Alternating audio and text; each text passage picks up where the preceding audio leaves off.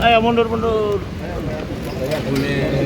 Boleh Pak, sambil ngomong aja Pak. Ngomong aja Pak, biar makannya selesai Pak. Jawab Pak. Diem aja dulu Pak, diem aja nggak jalan Pak. Ngomong aja Ngomong dulu Pak. Sampai dikit aja Pak. Apa yang ngomong aja dulu, ngomong. Pak ngomong Pak. Bos. Ya, saya sudah memberikan keterangan kepada penyidik. Nanti lengkapnya tolong ditanyakan langsung ke penyidik ya. Awas sambil lihat belakang, sambil lihat belakang. Berapa pertanyaan? Pertanyaan Gus. Awas sambil lihat belakang.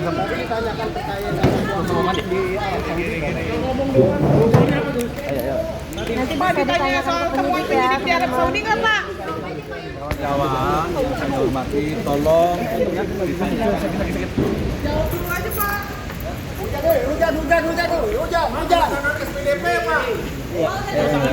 Pak tadi tanda tangan nggak Pak? SPDP Pak. bikin. Seperti apa masih perjalanannya dan apakah ada kemungkinan jadi takut tersangka? Baik, dalam lanjutan penyidikan perkara terkait dengan anggota haji, hari ini dilakukan pemeriksaan saksi saudara JCQ dan juga 7 saksi lainnya dari para pihak asosiasi penyelenggara ibadah haji.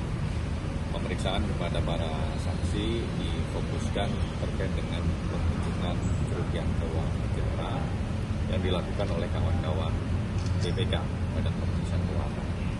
Yang pertama tentu ini menjadi salah satu bentuk sinergi yang positif antara KPK dan BPK dalam pengungkapan suatu perkara dugaan tindak pidana korupsi.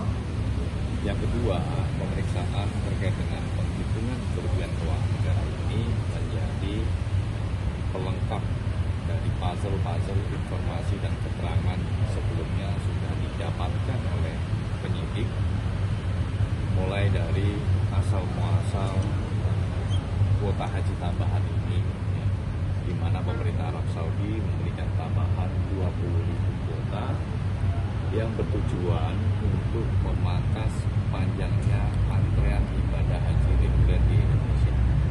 Karena dalam kenyataannya para calon jamaah ini harus menunggu sampai puluhan tahun, bahkan ada yang sampai 30-40 tahun menunggu untuk bisa melaksanakan ibadah haji. Artinya apa? Tambahan kuota ibadah haji ini semestinya diperlukan untuk ibadah haji reguler supaya Indonesia atau pemerintah Indonesia bisa memangkas panjangnya anggaran tersebut.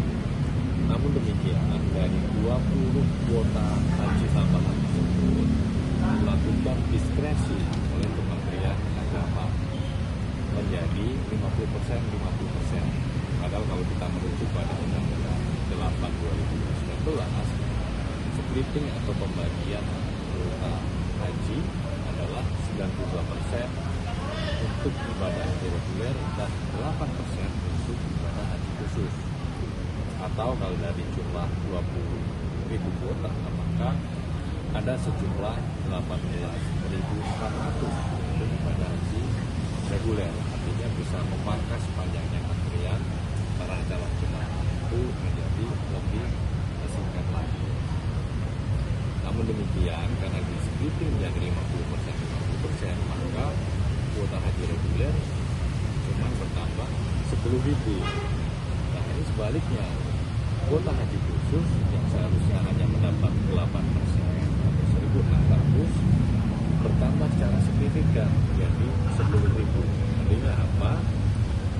Pertambahan kuota ibadah haji ini kan juga kemudian berdampak kepada para PIHK atau biro travel haji yang kemudian mengelola kuota haji tersebut, melakukan jual beli. Sehingga dalam proses penyidikan perkara ini, KPK secara runut melakukan pemeriksaan pihak Kementerian Agama bagaimana proses diskresi itu dilakukan. Apakah inisiatifnya murni top-down dari Kementerian Agama atau ada bottom-up-nya, ada inisiatif dari bawah seperti dari asosiasi ataupun dari para pihak lain, karena pihak-pihak tersebut yang kemudian berdampak dengan mendapatkan tambahan kuota haji yang sangat signifikan dari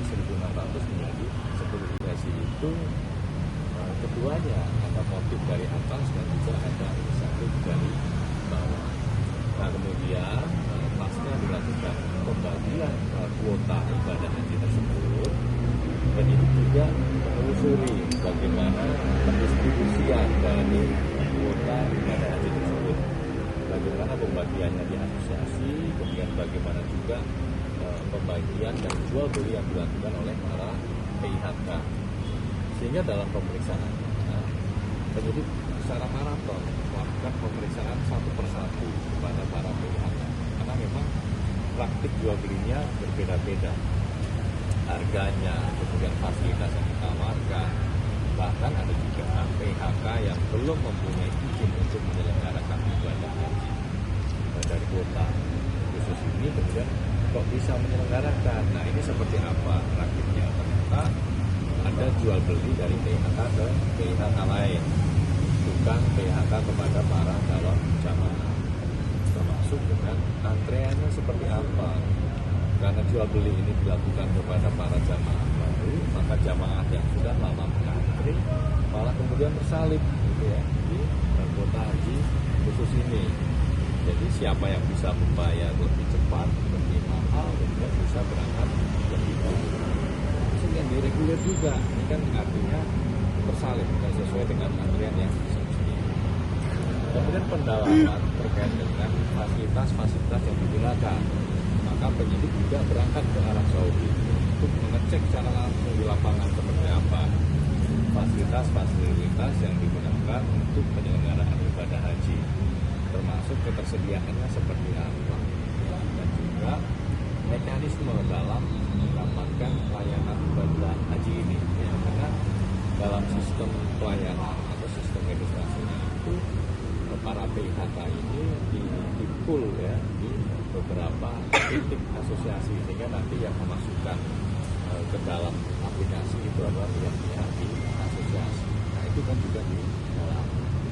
Nah, berkaitan dengan itu juga penyidik juga mendalami terkait dengan aliran uang dari para PIHK atau biro travel haji ini kepada oknum-oknum di Kementerian Agama atas pengelolaan atau jual beli kuota haji yang dilakukan oleh para biro travel itu. Nah, semua itu didalami baik oleh penyidik dan juga oleh BPK dalam kebutuhan penghitungan kerugian keuangan negara, termasuk apa yang ditemukan penyidik di Arab Saudi itu juga kemudian tentunya menjadi pengayaan dalam proses penyidikan perkara ini, sehingga ini menjadi utuh konstruksinya mulai dari awal proses diskresinya yang bertentangan dengan Undang-Undang 8 2019, kemudian pembagian kuotanya, kemudian adanya dugaan aliran uang kepada oknum-oknum Kementerian Agama. Di sisi lain di kuota haji reguler ini menyusup secara signifikan, artinya kuota haji yang seharusnya dikelola oleh Kementerian Agama sebesar 20.000 walaupun yang awal